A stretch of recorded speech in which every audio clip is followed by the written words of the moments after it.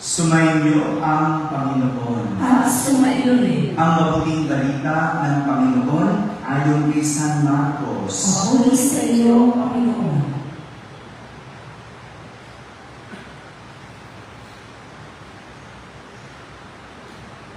Noong panahong iyon, pagbabalik ni Jesus mula sa lupain ng Tiro, dumaan siya sa Sidon at nagtuloy sa lawa ng Galilea matapos tahakin ang lupain ng Decapolis. Dinala sa kanya ang isang lalaking bingi at utal at ipinamanhid nila na ipatong sa taong ito ang kanyang kamay.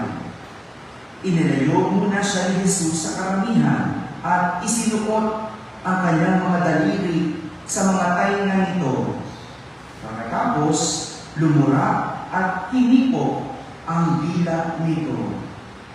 Tumingala si Jesus sa langit at nagbuntong hininga at sinabi sa mga tao, Ephphatha, ibig sabihin, mabuksan. At nakarinig na ito, nawala ang pagkautal at nakapagsalita na ng malinaw. Sinabi ni Jesus sa mga tao na huwag ibalita ito kanino man. Ngunit kung kailan sila pinagbabawalan, ay lalo naman nilang ipinamamalita ito. Sila'y lubhang nagkilalas at ang wika, anong buti ng lahat ng kanyang ginawa, nakarinig na ang bingi at nakapagsasalita ang pipi. Mga kapatid, ang mabuting balita ng Panginoon. Pinupuri ka namin, Panginoong Jesucristo, kasi po ang lahat ang aming saniya. Isang magandang umaga po sa inyong lahat. Magandang umaga rin sa lahat ng mga nasa barangay na nakakapakinig ng ating banal na misa, sa lahat ng nasa tahanan na nagsisimba via online, sa lahat ng nasa abroad, sa magandang araw po sa inyong lahat. Kasama kayo sa aming banal na pagdiriwang dito sa ating parokya. Paumanhin po at meron po tayong konting technical problem, kaya po iba po ang ating pagda-live stream ngayon. Ngunit babalik po natin ito bukas. Paumanhin lang po. Isa na namang pagpapagaling ang ating narinig mula sa ebanghelyo natin sa araw na ito. Kung kahapon, naalala niyo pa po ba? Yung kwento kahapon, yung mga nandito kahapon, marami tayo ngayon, kahapon, kaunti, no? Sa mga nandito kahapon, naalala niyo pa ba ang kwento? Sino ang pinagaling ni Jesus? Yes, ang babaeng ano? Hindi yung babaeng hentil. Yun yung nanay. Pero yun pa rin, naalala pa rin yung hentil. Yun yung nanay, yung hentil. Yung anak na babae, ano yung sakit? Yan, sinasapian ng demonyo. Yung nanay, nakiusap kay Jesus na pagalingin. Hindi lang nanigluhod, nagpatira pa. Ano yung patira pa? Dumapa. Hindi na lumuhod, dumapa. Ganon makiusap ang babaeng hentil para pagalingin ang kanyang anak. At ganon nga, naibigay sa anak ang hinihingi ng nanay na kagalingan. Ngayon naman, isang lalaking bingi at total ang inilalapit kay Jesus. Nais sa mga tao, anong sabi?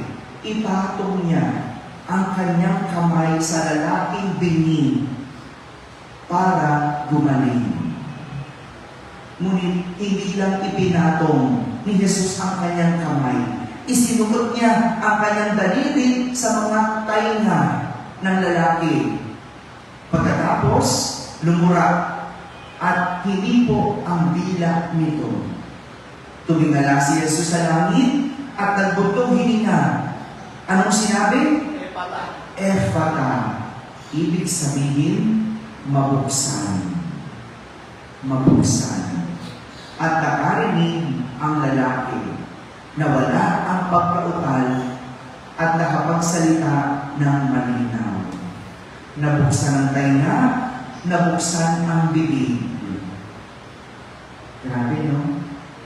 Iba-iba talaga ang ginagawa ni Jesus na pagpapagaling.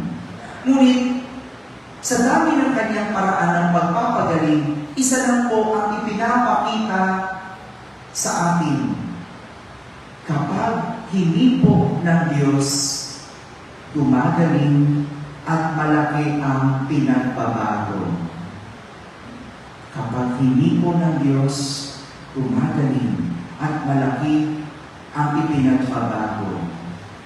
Gaya ng hentil, naalala niyo yung nanay, kahapon sa Ebanghelyo, anong unang hinihingi niya? Nagmamakaawa siya, pagalingin ang kanyang anak. Ngunit, nang magsalita si Jesus, nang makausap niya si Jesus, nagbago ang kanyang pananalita. Kung nung una, pagalingin mo yung aking anak. Yun ang salita niya, di ba? Nung nagkausap na sila ni Jesus, anong sabi? Kahit gamumo, kahit tira-tira, tatanggapin niya. Nagbago, di ba? Noong una gusto buo.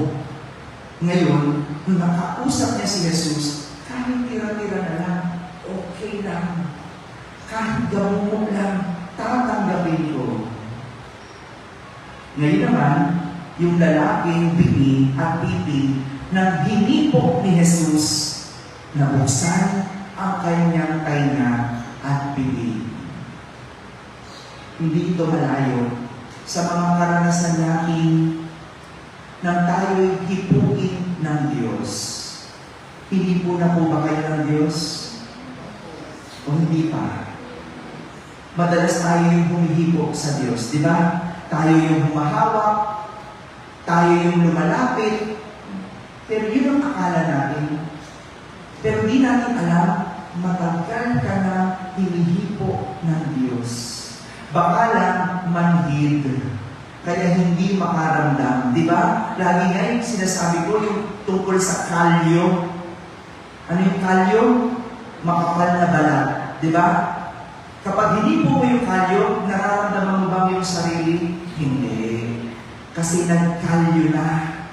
Kaya tingnan mo, ang isang taong laging pinangangaralan at hindi nagbabago, anong pwedeng tawag? Nagkalyo.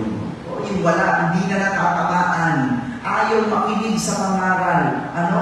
Nagkalyo. Pero, hinihipo ba siya o hindi? Hinihipo. Hindi ka lang makaramdam. Pero, ito yung karanasan ng paghipok ng Diyos sa mga taong walang kalyo. Yung dating matigas ang puso at hindi makapagpatawad, pag hinipo yan ng Diyos, lalambot. Biglang makapagpapatawad. Di ba? Yung galing ng Diyos. Yung dating mabisyo ng hipuin ng Diyos, o tingnan mo, biglang tinalikuran ang bisyo. Biglang tinalikuran ang bisyo. Pero meron iba, sabi lang naman nila to, yung pinipitik ng Diyos, narinig niyo na ba yun? Narinig niyo na ba yun? Minsan sinabi, sa Quiapo, sabi, mag-ingat ka sa ginagawa mo, baka pag pinitik ka ng Nazareno. Sa totoo lang, hindi totoo yun. Hindi totoong namimitik ang Diyos. Hindi totoong mananakit ang Diyos. Dahil kailanman hindi mananakit ang Diyos. Maaring may tinuturong aral, pero hindi yan para ikaw ay saktan. Yung iba sabi nila, pinitik yan ng Nazareno kasi gumagawa ng kalokohan. Kaya tingnan mo, ayan, naghirap. Ngayon dati naman yung mga mayayabang, tingnan mo, pinitik ng Diyos, tingnan mo ngayon, may sakit. Hindi yan gawa ng Diyos. Hindi gawa ng Diyos na mamitik. Ang tinuturo, aral. Pinahihintulutan ng Diyos ang hirap, ang pagsubok para tayo tumatago. Kung ikaw ay nagkasakit, hindi yan gawa ng Diyos. Gawa nino? Gawa mo. Yosi ka ng yosi. Kada umaga, yosi ka ng yosi. Ako, no? Sasabi ko doon sa ating lay minister, sitahin mo na yun, no? Pagbawalan. Kasi ako naman na magkakasakit niyan. No? Pagka naaamoy natin yung yosi, diba? Hindi yan gawa ng Diyos. Pero kung ikaw ay nagkasakit at hindi mo gawa, maaaring may tinuturo sa iyo. At yun ang tuklasin mo. Yan ay paghito ng Diyos. Diba yung iba? Kung kailan nagkasakit, saka ayan na, nagsisimba na siya. Nagbabago na siya. Kasi hinihipo ng Diyos. Ano mga bagay na nagdudulot sa atin para magbago? Paghipo ng Diyos. Ngayong araw na ito, pinagdiriwang natin ang araw ng mga puso. Yan, no? Gaya ni Jesus, kapag ang tao hinipo ng pag-ibig, tinamaan ni Cupido, malaki ang nagiging pagbabago. Totoo ba yun? Ba't di makastimik yung mga may asawa dito? Totoo ba yun? Parang ayaw magsalita ng iba, di ba? Kasi wala na siguro pag-ibig, no? Yan, no? Pero yung, tingnan mo, noong nililigawan ka pa lang ng mister mo, di ba? Kaya nga niya nasasabi, tingnan mo to, ang galing-galing niya noon. Nagagawang mag-igib. Nagagawa akong pagsilbihan. Bakit? Kasi may pag-ibig pa. Diba, gano'n? Pagka umiibig, lahat nagagawa mo. Kahit Bulacan na kayang maging malapit. Kahit sa Maynila ka nakatira. No? Kahit anong gawin mo, lahat ng pagtitipid. Makapagbigay ka lang ng regalo. Ngayon, nabigyan na ba kayo regalo? Wala. Anong binigay? Sakit ng ulo. Konsumisyon. No? Bakit? Kasi nabubura ang pag-ibig. Kaya huwag tanggalin ang pag-ibig. Kasi habang may pag-ibig ang tao, nagagawang magbago. Nagagawang maging mabuting tao. Ganyan eh.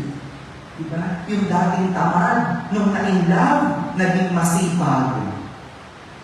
Yung dating boss, nang tinamaan ni Cupido, tingnan mo, daig pa ang isang katulong manilbihan sa asawa. Ganyan, nagbabago. Ganyan ang pag-ibig. Ika nga, hahamakin ang lahat, masunod ka lamang. Ang pag-ibig, malaki ang nagagawa sa tao. Natutulungan tayo, hindi lang para maging mabuting tao, kundi para baguhin ang sarili.